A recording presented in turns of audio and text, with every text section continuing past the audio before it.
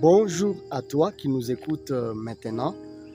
Je continue à venir insister sur ce message qui va nous porter pendant ce mois, le message de la maturité.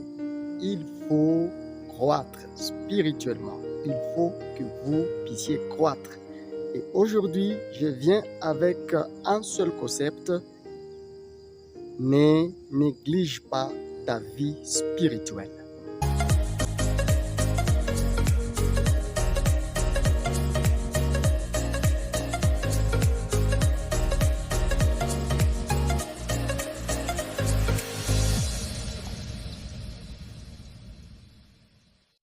Dans Colossiens chapitre 1er, le verset 10, la Bible nous dit « Marchant d'une manière digne du Seigneur et croissant dans la connaissance de Dieu. » Bien-aimés, on parle du concept croissance spirituelle quand on a déjà donné sa vie à Jésus. Quand vous donnez votre vie à Jésus, là, vous êtes né de nouveau. Mais après la nouvelle naissance, attention, il ne faut pas rester statique.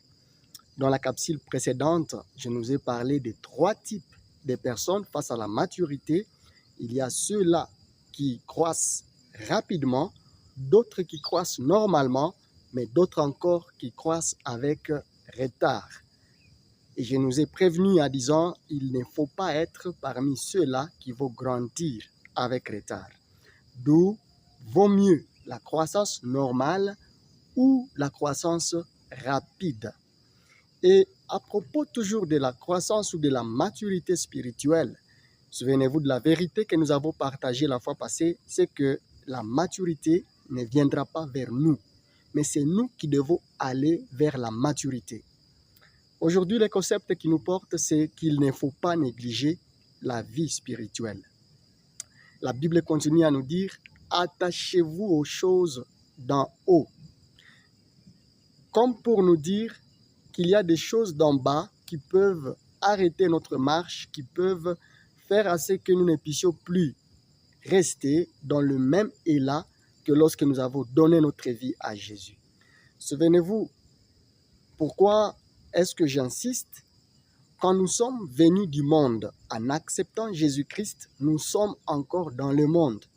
Nous sommes dans le monde, mais nous ne sommes pas de ce monde. Jésus-Christ lui-même, en priant pour nous, il a dit, ils ne sont plus de ce monde. Ils sont dans le monde, mais ils ne sont pas de ce monde.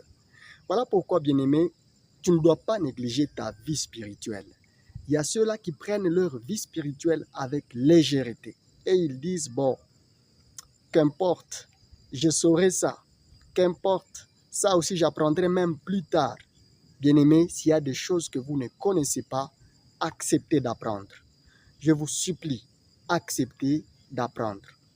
Moi là, je suis à la faculté de médecine. Je ne suis pas arrivé jusqu'à la dernière année de la faculté de médecine en négligeant la G1 ou en négligeant la G2, G3, premier, deuxième, troisième, quatrième doctorat. Je ne néglige rien tant que je suis en train de viser mon diplôme qu'on va me remettre dans quelques mois. Alors, vous aussi, dans votre marche avec le Seigneur, vous n'avez pas à négliger votre vie spirituelle. Il faut toujours s'intéresser à la nouvelle vie dans laquelle vous vous êtes engagé. Il y a des choses qui ne doivent plus être forcées chez vous. Vous devez vous-même chercher cette maturité-là, puisque nous devons aller vers la maturité. La maturité ne viendra pas vers nous, mais c'est nous qui irons vers la maturité. Et donc, bien-aimés, je vous en supplie,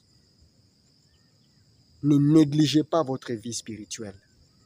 Il y a des choses qui peuvent vous empêcher de courir ou de bien marcher.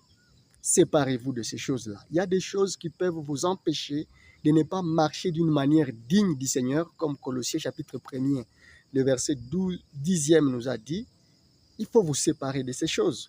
Et souvenez-vous, le monde ne vous rappellera pas que vous êtes devenus enfants de Dieu. le monde du péché dans lequel vous étiez autrefois ne pourra jamais vous rappeler que non, écoute Patrick, écoute Nadine, écoute mon frère, toi tu es déjà saint en Christ, tu habites déjà avec Christ dans les lieux célestes, tu es déjà une nouvelle créature. Non, bien au contraire, le monde voudra que tu puisses faire comme lui pour dire, eh bien, regarde ces chrétiens, il n'y a pas de différence entre lui et nous, il n'y a pas de différence, carrément pas. Vous avez déjà dit oui au Seigneur. C'est lui le modèle par excellence de la croissance spirituelle. Vous êtes appelés, tout comme moi et les autres chrétiens qui ont déjà donné leur vie à Jésus, tous nous sommes appelés à croître. Allez-y remarquer que je me suis tenu au sommet, je suis sur une montagne et je me tiens au dernier plancher des chantiers à construction pour vouloir illustrer que quand on est en train de monter, on doit accepter les étapes. On doit accepter le premier, le deuxième, le troisième, le quatrième niveau et aller jusqu'au bout de ces étapes-là. Vous avez intérêt à accepter les étapes de la maturité. C'est pourquoi le message d'aujourd'hui nous appelle à ne pas négliger notre vie spirituelle. Bien-aimé, ne néglige pas ta vie spirituelle. Tu dois t'intéresser à toutes ces étapes, les étapes qui vont t'aider à grandir. Et tu dois regarder désormais à Christ comme un modèle, t'amener tout ton être à t'imprégner du Seigneur Jésus-Christ. Que tu puisses désormais commencer à penser comme lui, parler comme lui, agir comme lui. C'est alors que chaque jour, en les ressemblant, tu seras en train de faire exactement comme lui, vivre comme lui, et tu pourras voir qu'il y a la différence entre l'instant où tu as pris la décision de marcher avec le Seigneur et aller vers la maturité, et lorsque vous ne veniez que d'accepter Jésus le premier jour là. Il faut que vous puissiez croître spirituellement, et c'est ma prière. Voilà pourquoi nous allons aller lentement avec ce sujet pour vous appeler à la maturité. Les hommes matures qui ont existé dans la Bible ont toujours voulu la maturité des autres. Ils ne veulent pas être matures seuls. Tout comme les parents, quand ils agentrent les gens, quand ils vous agentrent, ils se battent pour que vous puissiez grandir. Et spirituellement, quand quelqu'un est en train de grandir et qu'il a agentré d'autres dans le Seigneur, il se bat pour que ceux-ci puissent aussi se donner à Dieu, puissent aussi grandir dans le Seigneur. Voilà pourquoi Paul dit aux Corinthiens, dans 1 Corinthiens chapitre 11, le premier verset, « Soyez mes imitateurs, comme moi-même j'imite le Christ. » Comment est-ce que vous allez imiter quelqu'un que vous ne connaissez pas? Nous savons imiter quelqu'un avec qui nous passons du temps. Voilà pourquoi aujourd'hui, quand je vous demande de ne pas négliger votre vie spirituelle, le concept à retenir en conclusion, c'est de passer du temps avec le Seigneur. Passe du temps avec ceux-là qui passent du temps avec le Seigneur. Passe du temps aussi toi-même avec le Seigneur. Passe du temps avec sa parole. Cherche à découvrir comment était Jésus.